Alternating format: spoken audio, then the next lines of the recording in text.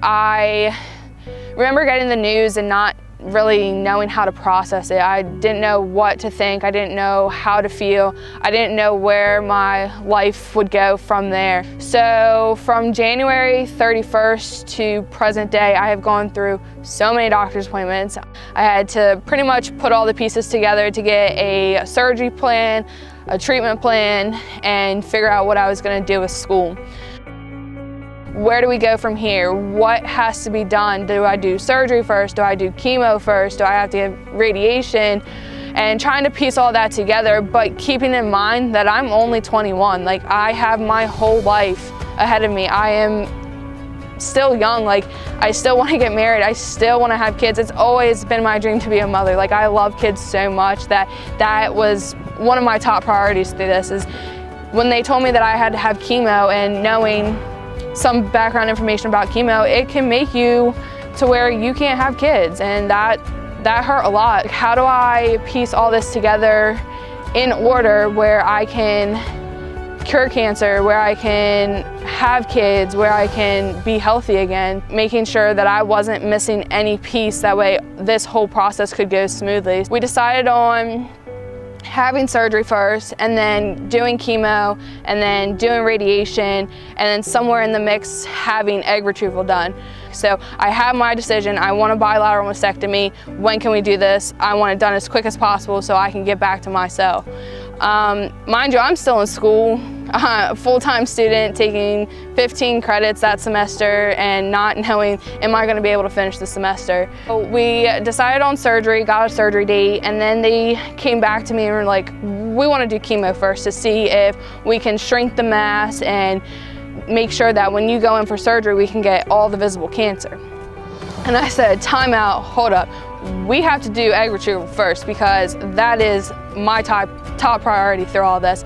In order for me to start chemo, I need to get my eggs removed right now. So they're like, okay, well, let's go ahead and go forward with surgery. We'll do surgery first, and then we'll come up with a treatment plan, and then we'll figure out the rest from there. So I went in on March 18th and had a bilateral mastectomy. The scariest day of my life.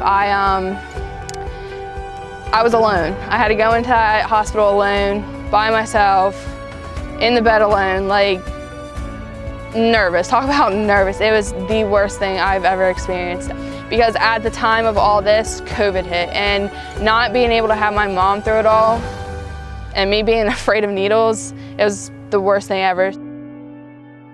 Fast forward to after surgery, I get to go home, I get to stay at home, I get to recover at home. Now on to the next process. So where do I go from after surgery? After having surgery, they inserted 4 different drains, 2 on each side, just to allow the fluids to drain out. That way it wouldn't build up and form an infection or anything. After being home for a week, I had multiple doctor's appointments just to check the incisions, to make sure that nothing was infected, everything was healing correctly, and making sure that I was doing well mentally and everything like that. So that week after surgery, I kind of just was resting and making sure that I was doing everything to allow my body to heal. And then I was getting on the phone with doctors to start the egg retrieval process. And that was chaotic. Because of COVID, I had to go to University of Penn and meet with different doctors and start the process all over again. I was injecting myself with needles each and every day, multiple times a day, taking pills, pretty much to speed up the process, and then went in for a surgery for them to retrieve them. And then they called me back and they were like, we got 13 mature eggs that we're going to freeze out of 14 eggs that they retrieved. So that's pretty decent, being only 21. So after that was done, I had a couple of weeks left to finish healing so we could start the next process of treatment. During that time, I was resting, I was doing schoolwork, finishing my spring semester at Wesley, signing up for summer courses through Wilmington. I ended up taking 4 courses through Wilmington, to catch up on my degree here at Wesley. We decided on 20 weeks of chemo. They decided to give me 2 different regimens. They gave me adriamycin, which they call the Red Devil, for 8 weeks, and then they switched it to Taxol for the last 12. And let me tell you, chemo is no joke. So the Red Devil pretty much took the life out of me. Constant nauseousness and not eating and feeling like I was dead. Like my body hurt head to toe. I was in bed most of the time. Like it took everything out of me just to get up on a daily basis. Not sleeping throughout the night, the loss of an appetite. It literally goes in your body red and it comes out red. So that was the hardest part during treatment. After, I think like the first treatment, I was noticing that like I was losing weight and I wasn't really eating much and I was getting dehydrated, which is all typical for this type of regimen.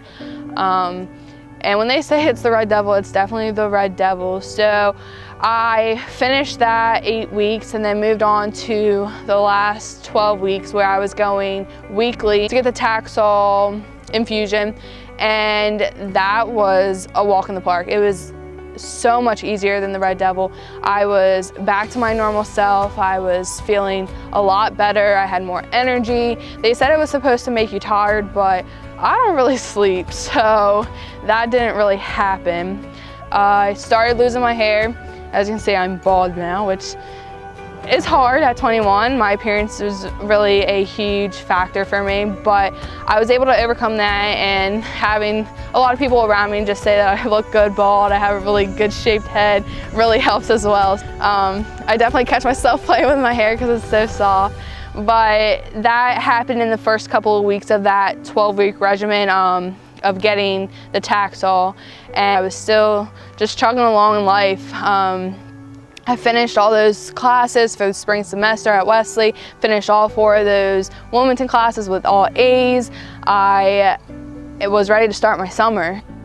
After ending chemo on September 3rd, I mean, I feel great. Like going through those 12 weeks, I started feeling better and better each day. I felt like I could accomplish more.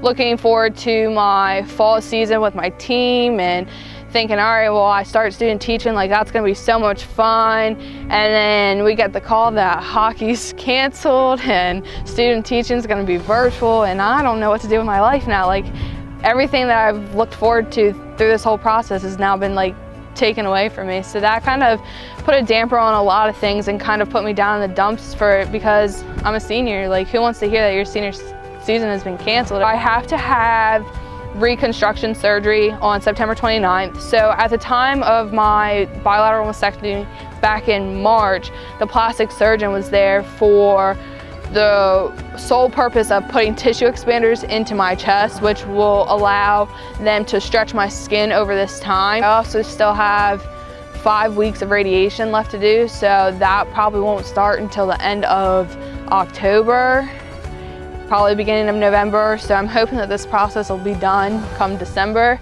and then I can be cancer free and just have my every 6-month checkup and close monitoring to make sure that this doesn't come back.